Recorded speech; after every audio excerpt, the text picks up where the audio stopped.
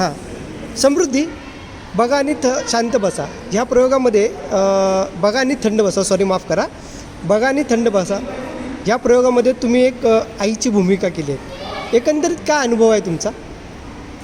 पूर्ण प्रोसेस खूप छान झाली. बरंच काही शिकायला मिळालं. सध्या समाजात ज्या काही घटना घडत आहेत त्या घटनेवर अगदी चपराक देण्यासारखं हे नाटक आहे. यातून खरंच खूप काही शिकण्यासारखं आहे. शिकावंच अशी माझी अपेक्षा आहे. आईची भूमिका करताना जरी मला मुलगी नसली तरी त्या भूमिकेशी समरस कसं व्हायचं हे गिरीश सरांनी खूप छान शिकवलं.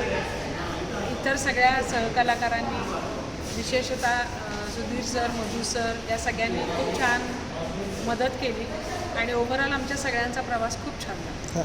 आणि आता तुम्ही ह्याच्या आधी एक प्रयोग जो केला, जो तुम्ही पारितोषिक मिळवला आहे, त्याविषयी काय सांगू शकाल? हो, तो आमचा आनंद यात्री फेसबुक ग्रुपतर्फे एकांकिका स्पर्धा होतात दरवर्षी. त्या स्पर्धेअंतर्गत या नाटकाला आमच्या 4 बक्षिसं मिळालेली आहेत. आणि ते 4 बक्षीस कोणते हे सांगू शकाल? Best director, best writer, best नेपथ्य. अच्छा, म्हणजे बेस्ट अभिनेत्रीचं, सहाय्यक अभिनेत्रीचं तुमचं हुकलं हे हो. ठीक आहे. बेटर लक नेक्स्ट टाईम. तुम्ही मुलाखत दिल्याबद्दल धन्यवाद.